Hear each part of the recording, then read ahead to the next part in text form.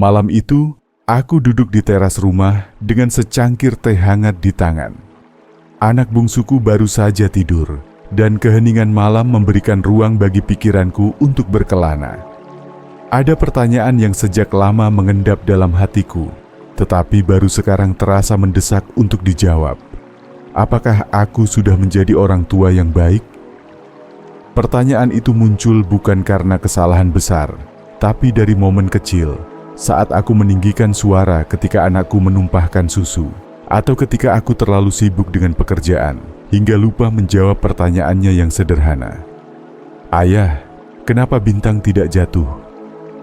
Anak-anak tidak lahir dengan buku panduan, tapi mereka membawa sesuatu yang jauh lebih kuat, refleksi dari diri kita sendiri. Setiap perilaku mereka, setiap tangisan, bahkan keheningan mereka adalah cerminan dari bagaimana kita memperlakukan mereka. Aku mulai membaca ulang catatan lamaku tentang psikologi perkembangan anak, mencoba mengingat kembali apa yang pernah kupelajari dan bandingkan dengan apa yang kujalani sekarang. Teori psikologi modern menyebutkan bahwa tahun-tahun pertama kehidupan anak adalah fase emas, atau disebut juga Golden Age, masa di mana otak anak berkembang paling pesat. Di usia 0 sampai 5 tahun, otak mereka menyerap informasi seperti spons menyerap air. Jean Piaget, seorang psikolog perkembangan, menyebut fase ini sebagai tahap sensori motorik dan praoperasional. Anak-anak bukan hanya meniru, mereka membentuk struktur berpikir dari pengalaman-pengalaman awal yang mereka alami. Aku jadi teringat suatu pagi ketika anak sulungku, Naira, yang waktu itu baru berusia 4 tahun, mengambilkan sendok untuk adiknya tanpa kuminta. Alasan Naira sangat mengejutkanku. Dia berkata, "Kan kemarin ayah juga bantuin aku?" Tindakan kecil itu membekas dalam ingatanku. Ternyata, nilai yang kita tanam tidak selalu harus melalui ceramah, tetapi lewat tindakan nyata yang mereka lihat sehari-hari.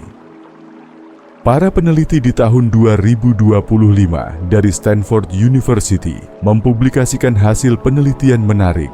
Anak-anak yang dibesarkan dalam lingkungan yang responsif dan penuh empati memiliki aktivitas otak yang lebih aktif di area prefrontal cortex, bagian otak yang bertanggung jawab atas pengambilan keputusan, kontrol emosi, dan empati.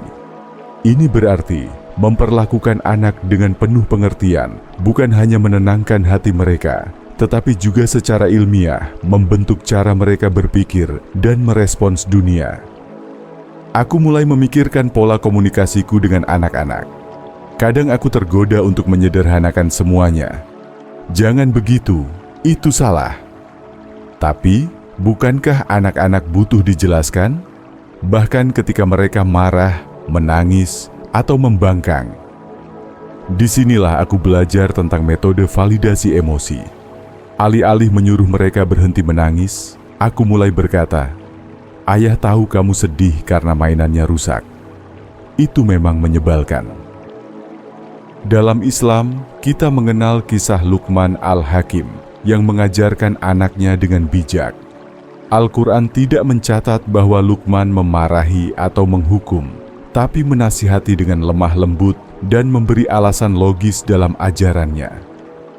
Bagiku, itu adalah teladan pengasuhan yang luar biasa, memadukan ketegasan, kelembutan, dan hikmah dalam mendidik.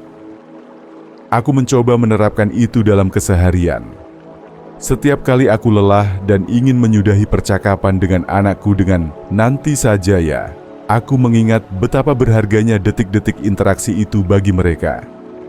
Dalam pandangan anak, waktu orang tuanya adalah cinta yang konkret. Namun, tidak semua hari berjalan mulus. Pernah aku kehilangan kesabaran, memarahi anakku karena menghamburkan mainan saat aku sedang stres dengan deadline kerja. Ia terdiam, lalu pelan-pelan berkata, "Ayah marah ya? Aku minta maaf." Detik itu juga hatiku hancur. Aku duduk di lantai, meraihnya dalam pelukan. "Maafkan ayah ya, bukan kamu yang salah. Ayah sedang capek, tapi itu bukan alasan ayah untuk marah seperti tadi." Dalam psikologi, Momen seperti ini disebut sebagai proses repair, memperbaiki hubungan setelah konflik. Bukan konflik yang berbahaya dalam pengasuhan, tapi ketidakhadiran proses perbaikan setelahnya. Anak perlu tahu bahwa emosi adalah hal yang wajar, dan bahwa kita bisa menyelesaikan masalah dengan kasih sayang, bukan hanya otoritas. Sebagai orang tua, kita sering terjebak pada keinginan untuk mencetak anak sempurna. Padahal, menurut Erik Erikson, psikolog pengembang teori tahap perkembangan manusia, anak-anak sedang dalam fase membentuk identitas mereka. Mereka belajar siapa mereka dengan mencoba, gagal, dan mencoba lagi. Tugas kita bukan membentuk mereka menjadi miniatur diri kita, tapi menuntun mereka agar kelak menjadi versi terbaik dari diri mereka sendiri. Aku kini memahami bahwa menjadi orang tua adalah perjalanan spiritual. Setiap kali aku bersabar menghadapi rengekan anak, setiap kali aku memilih untuk mendengarkan daripada mengabaikan, aku sedang mendekat kepada Allah. Rasulullah bersabda, "Setiap dari kalian adalah pemimpin, dan setiap pemimpin akan dimintai pertanggungjawaban atas yang dipimpinnya." Anak adalah amanah, bukan proyek ambisi, tapi ladang pahala. Setelah itu, aku meminum tehku yang mulai dingin. Angin malam membawa ketenangan yang aneh, seolah-olah semesta sedang berkata, "Kau sedang di jalan yang benar, teruslah belajar." Mungkin kita tidak pernah benar-benar siap menjadi orang tua, tapi kita bisa terus belajar. Kita bisa memilih untuk hadir sepenuh hati, untuk bertumbuh bersama anak-anak kita, bukan hanya mengarahkan mereka dari kejauhan. Esok pagi, ketika anakku terbangun dan memelukku tanpa alasan, aku tahu bahwa segala upaya ini tidak sia-sia. Dan kau, yang mungkin membaca ini sambil memikirkan anakmu, apa hal kecil yang bisa kau lakukan hari ini untuk membuat mereka merasa dicintai sepenuhnya? Beberapa hari setelah malam reflektif itu, aku mulai menerapkan satu kebiasaan kecil setiap pagi, menyapa anak-anak dengan senyuman dan pelukan. Awalnya terasa canggung, terutama ketika pikiranku masih sibuk dengan urusan kerja. Tapi perlahan, aku melihat dampaknya. Mereka menjadi lebih ceria, lebih terbuka, dan lebih mudah diatur. Aku menyadari bahwa kedekatan emosional antara orang tua dan anak bukanlah sesuatu yang otomatis. Ia perlu dibangun, dipupuk, dan dijaga. Satu pagi, aku melihat anakku duduk sendiri di pojok ruang tamu. Matanya menatap jendela. Aku hampiri dan bertanya, "Kenapa kamu duduk di sini, Nak?" Ia menjawab lirih, "Aku takut hari ini ayah marah lagi. Dunia seakan berhenti berputar sesaat. Bagaimana bisa anak kecil itu menanggung beban seberat itu dalam hatinya?" Aku berlutut di hadapannya dan berkata, "Ayah tidak akan marah, Nak. Kalau kamu sedih atau takut, kamu boleh bilang ke ayah kapan saja." Aku mulai menambahkan satu rutinitas lagi, mendengarkan cerita mereka sebelum tidur. Entah tentang teman baru di sekolah, mimpi aneh yang mereka alami, atau sekadar mengulang cerita yang sama tiap malam. Disinilah aku belajar bahwa anak-anak tidak selalu butuh solusi. Mereka hanya butuh didengarkan. Aku juga mulai melibatkan mereka dalam aktivitas sehari-hari, memasak bersama, menyapu halaman, atau sekadar menyiram tanaman. Anak-anak merasa dihargai ketika mereka diberi tanggung jawab kecil. Dalam Islam, Nabi Muhammad pun melibatkan anak-anak dalam kehidupan sosial dan ibadah. Beliau tidak merendahkan mereka, bahkan menghargai pendapat mereka. Ini menjadi bukti bahwa Islam tidak pernah meminggirkan peran anak-anak dalam masyarakat. Namun, aku juga belajar untuk menetapkan batas. Anak butuh cinta, tapi juga butuh struktur. Konsistensi dalam aturan membuat mereka merasa aman. Jika aku bilang, main hanya sampai jam 7 malam, maka aku harus menepatinya.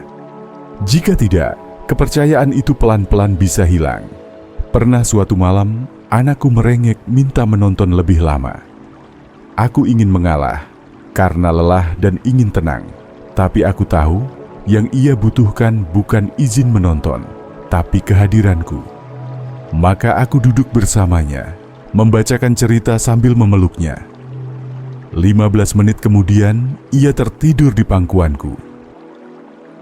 Ternyata, menjadi orang tua bukan soal memberi yang terbaik secara materi, tapi tentang hadir dalam cara yang paling sederhana, mendengarkan, memahami, membimbing, dan mencintai. Aku tidak selalu benar, dan itu tidak apa-apa. Anak-anakku pun sedang belajar memahami dunia, sebagaimana aku belajar memahami mereka. Kini, setiap kali aku merasa kewalahan, aku mengingat satu doa. Ya Allah, berikan aku kesabaran, sebagaimana kesabaran Nabi Yakub, dan kasih sayang, sebagaimana kasih sayang Nabi Muhammad kepada anak-anak. Menjadi orang tua adalah jalan panjang, tapi juga jalan yang penuh hikmah. Jalan yang akan membuatmu jatuh, bangkit, lalu jatuh lagi, namun selalu dengan kesempatan untuk memperbaiki. Malam ini sebelum tidur, aku mencium dahi anak-anakku satu persatu. Dalam hati, aku berjanji, esok aku akan mencoba lagi, mencintai lebih baik lagi. Dan kamu yang sedang membaca ini, jika hari ini kamu merasa gagal, ingatlah, menjadi orang tua bukan tentang hari ini saja, tapi tentang perjalanan panjang penuh cinta yang kamu bangun hari demi hari. Apa satu hal kecil yang bisa kau lakukan besok pagi untuk menjadikan rumahmu lebih hangat bagi anak-anakmu?